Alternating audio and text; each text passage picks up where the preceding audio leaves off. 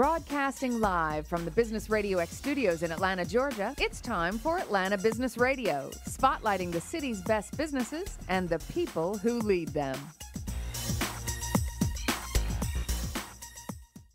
Welcome to Atlanta Business Radio. Stone Payton, Katie Galley here with you this afternoon. And Katie, it's time for our very special series, Audio Dust Jacket.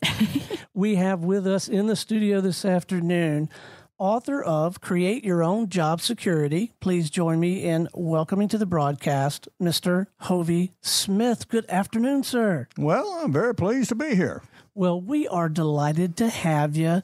Tell us a little bit about what compelled you to commit these ideas to paper and write a book. In other words, what in the heck were you thinking? Well, basically, we are now in the gig economy that everybody is now very familiar with. And there is a tremendous amount of uncertainties. Just a few days ago, of course, all this tariff business, whether it comes about, it will have enormous impact. Also, each week you seem to hear that some business is closing all its stores like Toys R Us did last month. 10,000 workers laid off. Plunk, gone. There's no such thing as job security anymore. And so the reason I wrote this book is to provide in one readable, thin volume the necessary information that a person needs to have to formulate ideas for and actually bring to fruition his own business that he owns himself. So that when the guy comes around and says, "Hey, I got great news for you. You don't have to come to work tomorrow. And you see this nice big guy here with his huge pistol? He's going to walk you out the door. And you have 20 minutes to leave the premises, 1 minute for each year of your valued service. And thank you very much. And don't come back." So before you get that news, you'll already have your business going in the background. So you can take your severance pay, you can feed your business a little bit, and you can roar down the golden highway to success if you've done your homework. Okay, I'm sensing a little scar tissue here. Did this scenario that you just so vividly painted for us, did that happen to you or someone close to you at one or more times? Well, I'm a professional geologist, so I'm used to working job to job, usually during the summer months. So that happened, and I also work for industry for corporate America. And that scenario that I just described, yes, very much happened to me. So I speak from the truth. Now, is this your first swing at writing a book, or have you written a book before? No, this is my 19th book. Oh, my. So you about got it figured out. Yes, sir. I can produce a book. Most of my books have to do with my other passions, which are hunting, outdoor cooking, bow fishing, crossbows, knives, spears, et cetera, et cetera, et cetera. So one of my better-known books is Backyard Deer Hunting, Converting Deer to Dinner for Pennies per Pound. I love it. But this is an example of the numerous things that I have done. I've also done, 700 YouTube videos. I've done 1.5 years of podcast radio. Wow. So, yeah, I've done a lot of stuff, but I am an extremely creative guy. Most people are not quite as gifted as I am in that direction, but there is something they can pull from their past. They're probably more gifted than they realize if they'll capitalize on it and exercise some disciplines or yes? Well, that is exactly right, and that's what I talk about in my book and how I show them how to do it. One thing I do, for example, is to have them think back through their past lives. What have they done? And systematically take a whole day and do this. Pull out their old clippings. Pull out their old awards. Go through this stuff and think, what was I thinking?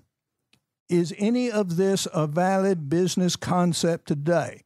Did I approach somebody 20 years ago with an idea that may still be good right now, but I could never get it through corporate structure? Is that idea still viable? Maybe it isn't. But then again, it may be. Now, are there parts of this book that for you came together easier, more quickly than others, or were there parts that you just really struggled with to get it like you wanted it, to articulate what you were really trying to say? Well, of course, some of both. A lot of this book is a relation of my own personal experiences, drawing from it and making comparisons in contrast with the modern day. Other parts of it are, as a writer, more mechanical. How to file for a U.S. copyright, how to file for a patent.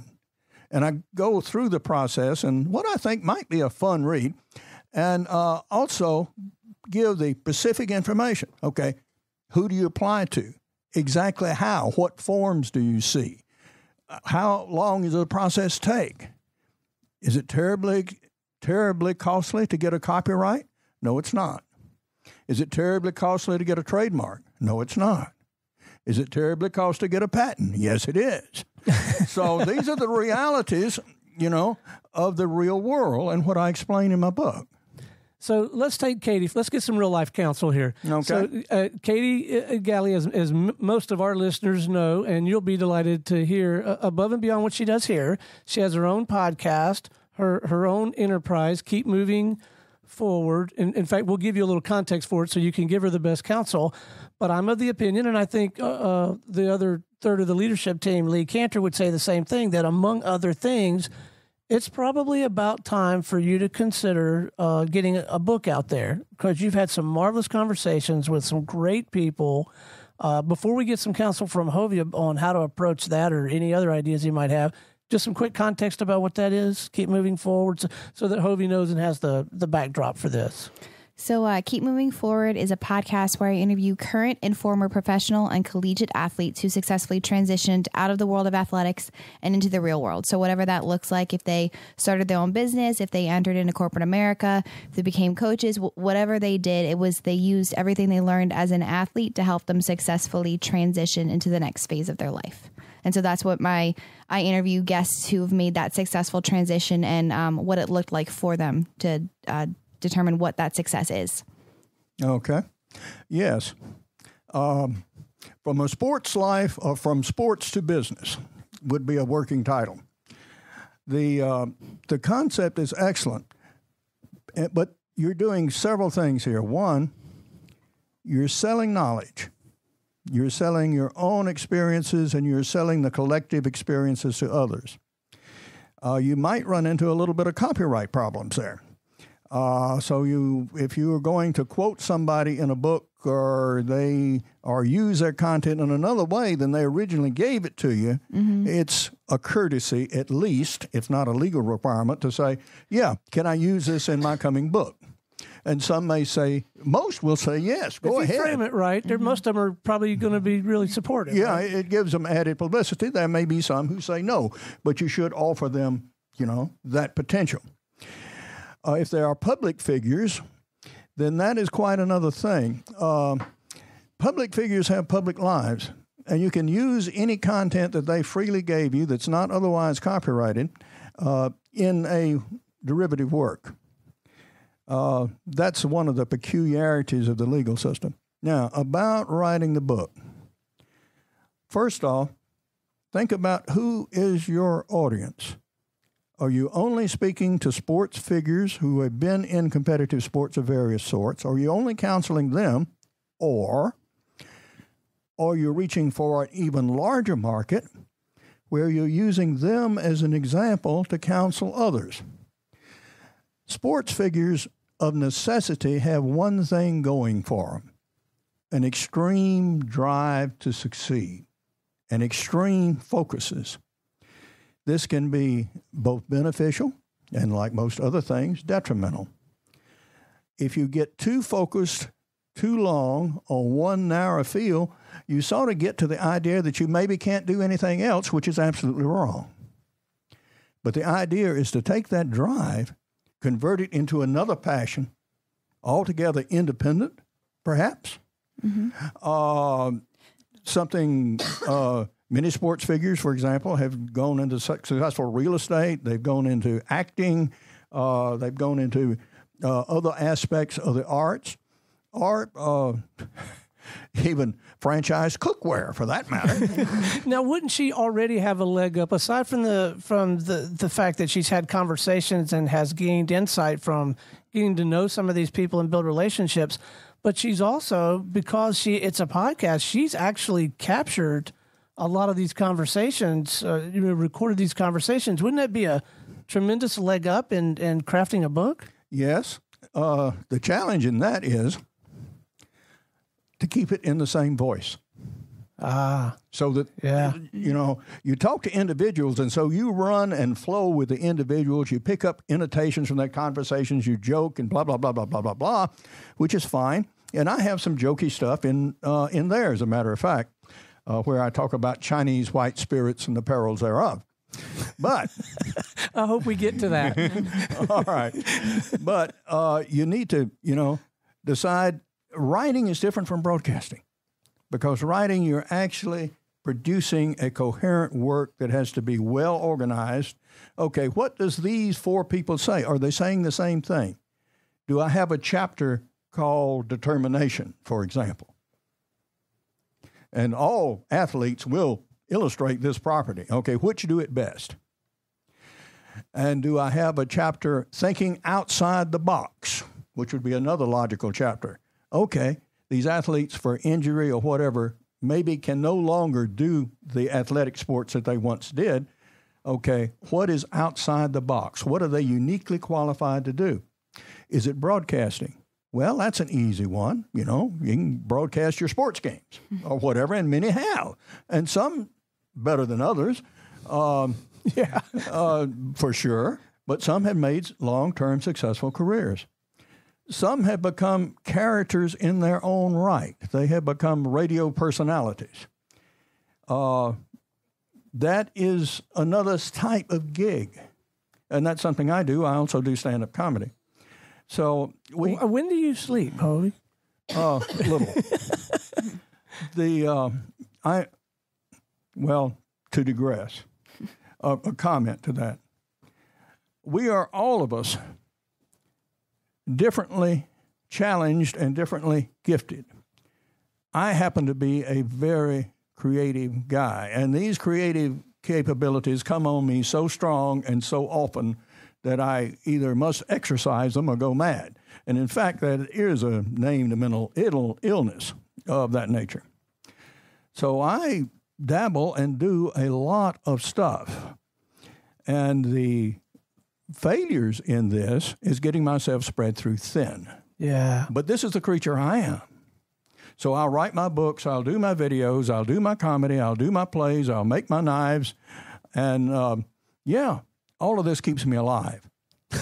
All right, I want to get back to this book. It is chock full, 17 or more chapters of very practical counsel, illustration, but there are a couple topics I want to touch out because I'm personally interested in them, and it's my show. So, yes, Chapter 6 and Chapter 7.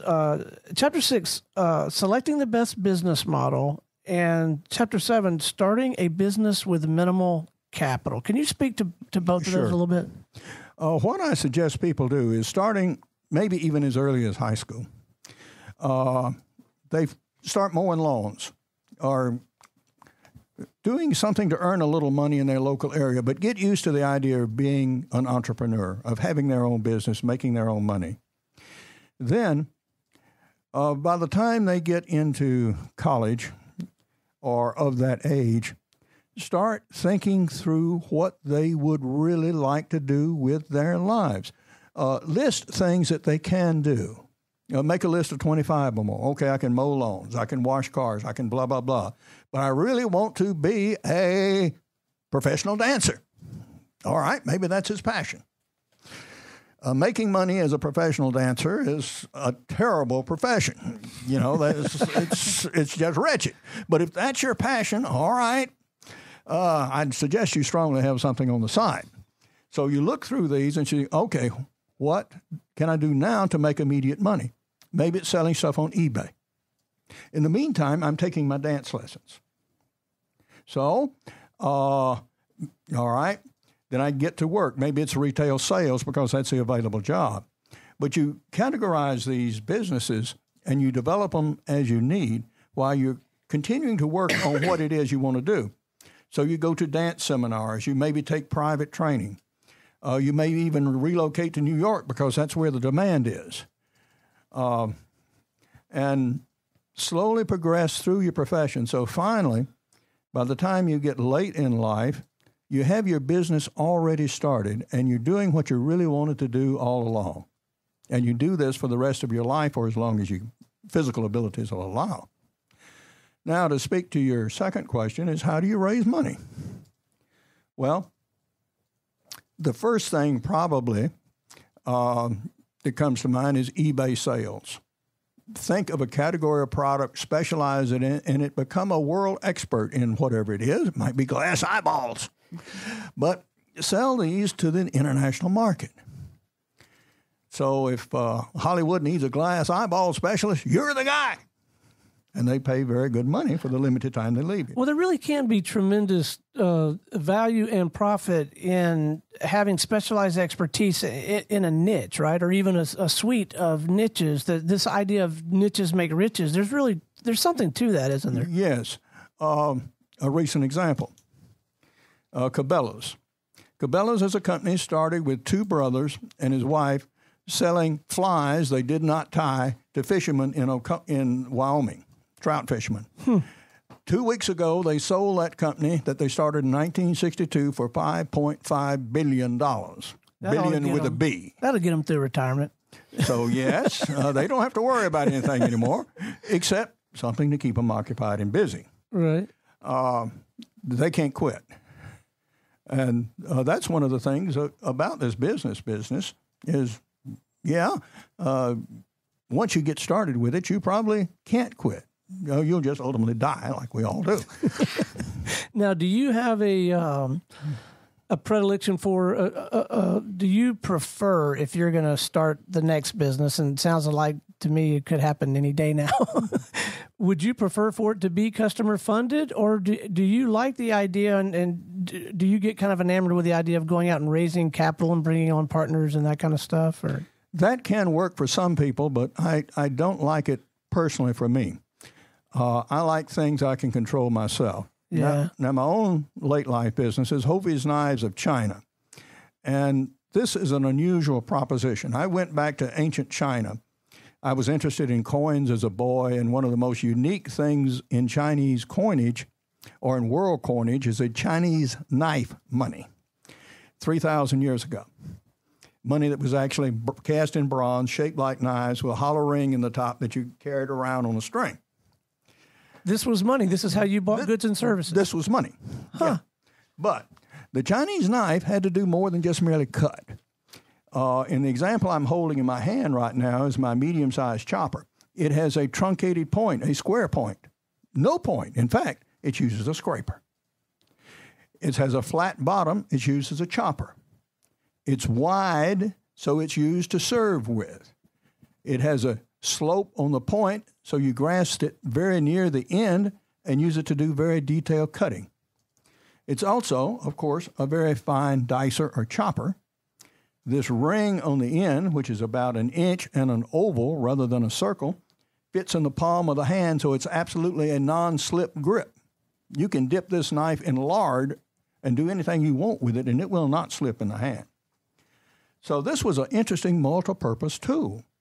So I make them now out of modern carbon and stainless steels in central Georgia. Now, we produce, meaning my bladesmith and I, we'll make a few score, 100 of knives. That's not where the market is. The market is to franchise these original designs to other folks. And then you collect royalty on the franchise. That way, I don't have to build a factory. Right. I don't have to worry about workers. I don't have to worry about all of the associated stuff. We let other people who already got that material actually do the manufacturing. So this is how to formulate a business. The idea is to make once and sell often. And that's what I like that formula. And that's what I'm doing with this book. You know, I write it one time, but I sell it many, many times. Right. So that's a way to do a business without having to have a huge amount of cash involving investors and boards of directors and all of this kind of stuff, although that's another possibility if you're so inclined. Right. Speaking of business models and books, though, so that is a business model and a path for a book is to craft a book that people are going to find valuable and sell a bunch of them and collect that money. But I'm also operating under the impression that there are people, and for me, the sector that comes to mind is the people in the professional services arena. Maybe I'm an estate attorney or a marketing consultant or a speaker, that maybe I could craft a book that would help me establish some credibility and, yes, share some thought leadership, but maybe it doesn't have to sell a gazillion copies. Maybe it just that is enough. Is that valid? Yes. Okay. The reality is, the book world right now is many more books are published than read. Many more books are bought than read. Right. So what the opportunity is, first off, to answer the question that we were going through before with your co-host, yes, you need to have a book to establish credibility. Then what that opens up are speaking gigs. Where you have your plan, you have your, you do a little white paper or some handout material that you give to the participants, and then you charge for people to come. And this gathers a larger audience and increases your book sales, as well as opens a door to private consulting. Now, you'll notice if you go to my website, which is createyourownjobsecurity.com, there are basically three legs of it. There's a part of that website is about the book. Part of the website is about the blog that I write, about things related to the book. I published a blog a few days ago about how to enhance the value of the lawn care worker by him doing extra work cleaning up around old trees. Mm-hmm. Then the third part of it is private consulting. So I have a consulting service where if somebody wants to consult with me about a topic, they send me an email. And if I feel like I can help them, then we'll arrange a time, and I charge $100 for a half hour. And then we'll discuss that specific topic and follow up with something in writing. Now, any number of people can join in this discussion. And that's a flat fee of $100 for a half hour's consult and a written report follow-up, which is a great bargain, by the way. Yeah, it sure is. And so that way I can talk to their individual problems. So basically, they might hear about me on the radio.